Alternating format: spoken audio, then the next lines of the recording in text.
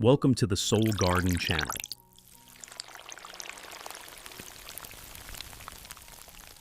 A place where we share simple but effective orchid care tips that anyone can apply at home. All of us who grow orchids hope that our plants will produce many flower spikes, bloom beautifully, and especially keep the flowers lasting longer on the stems.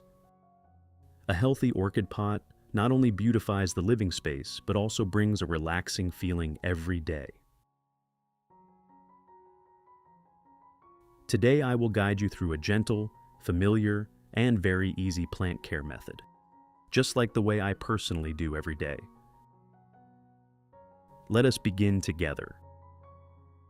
Today I will reuse what seems like discarded mandarin peels and turn them into a gentle, simple, and familiar plant care method, just like the way I do every day. Mandarin peels contain natural organic compounds and essential oils.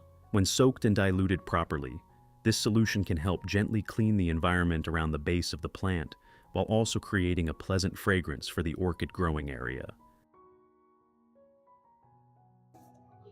This is a way to reuse ingredients already available at home, making it both economical and environmentally friendly.